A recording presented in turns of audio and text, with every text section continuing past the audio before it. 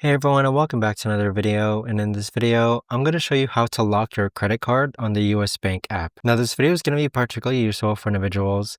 Let's say that you have or misplaced your US Bank credit card. How do you actually go ahead and lock it on the US Bank app? Now, this video is going to be short, sweet, and simple, guys. There's not going to be a lot of steps involved.